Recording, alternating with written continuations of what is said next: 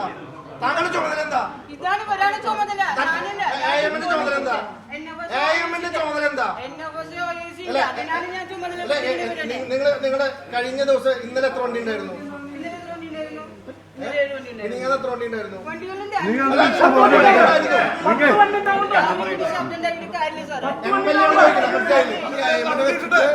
ഇവിടെ ഈ പരിപാടി നടക്കില്ല.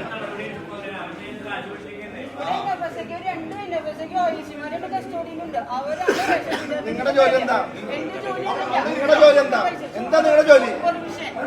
സൂപ്പർവിഷൻ. നിങ്ങൾ എന്ത് നടപടി സ്വീകരിച്ചു? എന്ത് നടപടി സ്വീകരിച്ചു? കഴിഞ്ഞ മാസം നടപടി സ്വീകരിച്ചോ? 50,000 രൂപ അടയ്ക്കുന്നതാണ്. 50,000 രൂപ അടയ്ക്കുന്ന കരാറില് സ്വീകരിച്ചോ? കരാർ വൈലേറ്റ് ചെയ്തു. 50,000 രൂപ അടയ്ക്കണം. എടുത്തോ? എടുത്തോ? ഇതിന് മുമ്പത്തെ മാസം ചെയ്തോ? ഒരു നടപടി സ്വീകരിക്കണില്ല.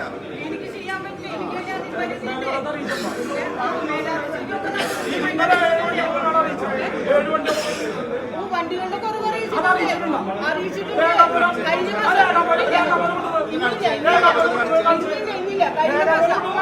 കഴിഞ്ഞ മാസം ഒരു വണ്ടി ഇല്ലാന്ന് പറഞ്ഞിട്ടില്ല. എന്നോട് പറഞ്ഞിട്ടില്ല. ഇല്ലില്ല, എന്നോട് പറഞ്ഞിട്ടില്ല. വണ്ടി കുറവുണ്ടെങ്കിൽ നമ്മൾ അറിയിക്കും. ഞാനത് അറിയില്ല. ചേട്ടാ, ഞാനല്ല എഴുതുന്നത്, അറിയിക്കുന്നത്.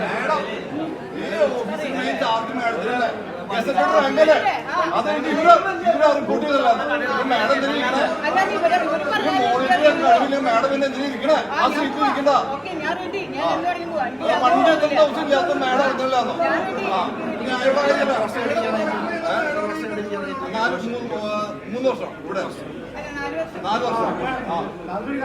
ഈ 4 വർഷത്തിനുള്ളിൽ ഇവരുടെ സ്വത്ത് വിവരം അന്വേഷിക്കണം. സ്വത്ത് വിവരം അന്വേഷിക്കണം.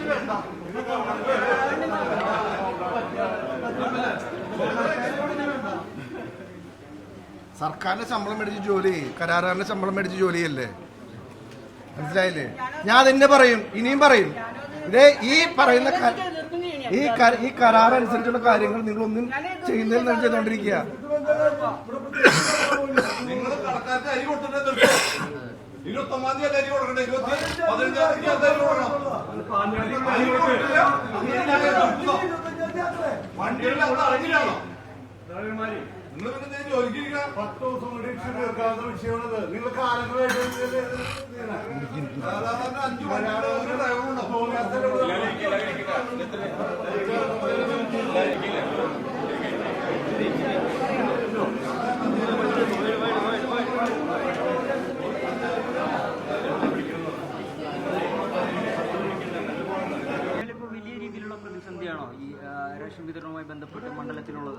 റേഷൻ വിതരണവുമായി ബന്ധപ്പെട്ട് കഴിഞ്ഞ 5 വർഷക്കാലമായി പ്രതിസന്ധി നിലനിൽക്കുകയാണ്.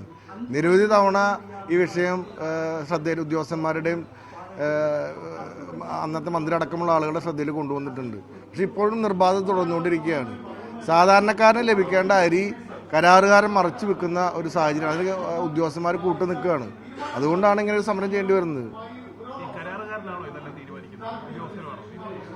കരാറുകാരും ഉദ്യോഗസ്ഥരും തമ്മിലുള്ള ഒത്തുകളിയാണ് അവിടെ നടന്നുകൊണ്ടിരിക്കുന്നത്. മില്ലിൽ നിന്ന് തന്നെ അരി മറച്ചു വെക്കുന്ന സാഹചര്യമാണുള്ളത്. ഭക്ഷ്യവകുപ്പ് മന്ത്രിയുടെ ശ്രദ്ധയിൽ ഈ വിഷയം കൊണ്ടുവന്നിട്ടുണ്ട്. ഭക്ഷ്യവകുപ്പ് മന്ത്രി കർശനമായ നടപടികൾ സ്വീകരിക്കാൻ പറഞ്ഞിട്ടുണ്ട്. പക്ഷേ ഈ കരാറുകാരൻ അയാൾക്ക് തോന്നിയ പോലെയാണ് നടപടികളായിട്ട് മുന്നോട്ട് പോയിക്കൊണ്ടിരിക്കുന്നത്. അതുകൊണ്ട് അയാളെ മാറ്റി സാധാരണ ജനങ്ങൾക്ക്, ഇപ്പോൾ ഇവിടെ ഇരിക്കുന്നത് മുഴുവൻ റേഷൻ കടക്കാരാണ്. 30-ാം തീയതി അവരുടെ കടയിലേക്ക് അരി കൊണ്ടുവന്നാൽ എങ്ങനെയാണ് അവർക്ക് റേഷൻ വിതരണം നടത്താൻ സാധിക്കുക? സാധാരണ ജനങ്ങൾക്ക് അരി കിട്ടാത്തൊരു സാഹചര്യമാണ്.